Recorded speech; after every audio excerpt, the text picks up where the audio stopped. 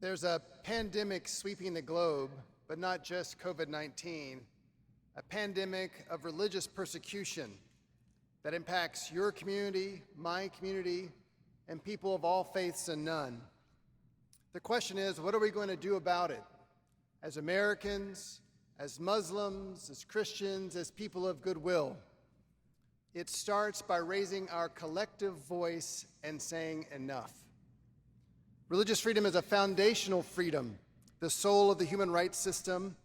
It's where American interests and values meet. The United States should speak up for religious freedom because it reflects who we are as a country. It reflects American values. It's an American distinctive. But we should also speak up for religious freedom for everyone because it's in our interests. We know that countries that respect the religious rights of all their citizens are more peaceful, more prosperous, more stable, and better partners. Thankfully, for the past 25 years, the United States has been a global leader in promoting religious freedom. This October, we'll celebrate the 25th anniversary of the passage of the International Religious Freedom Act. It was a groundbreaking piece of legislation that a Republican Congress passed and a Democratic president signed into law that established religious freedom as a foreign policy priority. And so we have people like Ambassador Hussein and former Commissioner Manza who have been involved in this work representing all of us overseas to promote this right. But we can't rest on our laurels 25 years later because evil continues to find new ways to oppress. So it's crucial that everyone here lets their congressmen and senators and even President Biden know that religious freedom matters for all. Of course, we know your community faces consistent persecution in Pakistan, with increasing troubles in Indonesia and horrible terrorist attacks in Africa. Pressing governments to end discrimination against Ahmadiyya Muslims, to protect their religious freedoms and ensure their equal citizenship must be a priority, but it will be tough. I know that from when I served at the State Department in a special envoy role, I would meet with Pakistani officials. I would raise concerns about your community. I remember handing documents in 2 different meetings to the Prime Minister's Human Rights Advisor and to the Chief Justice Minister of Punjab in Lahore, documenting the criminalization of Ahmadi Muslim texts and documents and the jailing of booksellers.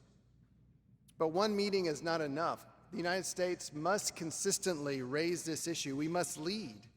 And so it's up to all of us to insist that our country do more to help persecuted Ahmadiyya Muslims, to end the religious apartheid system in Pakistan and discrimination elsewhere, to insist on setting captives free. And of course, while it's good and natural to speak up for our own, if we don't, who else will? We know that an environment with full religious freedom for everyone will ensure the brightest future for our brothers and sisters of the faith. So when we speak out for faith, we must speak out for others who are persecuted as well for their religion or belief. And I know from my 20 years of work doing and promoting religious freedom internationally that when one community is targeted, for sure other communities also face great repression. There is solidarity in suffering, and there is solidarity in speaking up for all. I've been recently reading about this new philosophy of covenantal pluralism. It's a beautiful idea where we don't dumb down or pretend there aren't deep theological differences. We agree to disagree agreeably. But we're locked arm in arm, fighting for the rights of everyone to pursue truth as their conscience leads, to have this covenant that we can live together in a pluralistic society, defending the rights of each other. And I'm happy to do this for your community. I love Ahmadiyya Muslims. I mean, first, just because the founder of my faith, Jesus Christ, says we should love our neighbors. And as we know, sometimes some neighbors are harder to love than others. But Ahmadiyya Muslims make it easy, I have to say. The official slogan of your community, love for all, hatred for none, is beautifully said. I've seen your communities in community work, helping others through blood drives or food drives. As someone from an evangelical background, I respect the zeal that you have for your faith. And as an international human rights lawyer, I know how leaders in your community have stood up for religious freedom, dating back even to the founding of the UN, when Zafarullah Khan, the first foreign minister of Pakistan and an Ahmadi, defended the religious freedom provisions in the Universal Declaration of Human Rights. when the UN General Assembly was considering to vote for it in 1948. And frankly, I love Ahmadis because you're my friends. Amjad, Kudus, Nassim in Sweden, Harris, Mahmoud, Imam Lakum, and so many others. And as someone who's been to Pakistan more times than I can remember, this is my first Jalsa to attend, so it's wonderful to experience this warm fellowship and to see how your community is thriving and adding to the richness of our country. In conclusion, as people of faith, we know and we agree that God holds the ultimate key to unlocking peace that can bring about a harmonious society.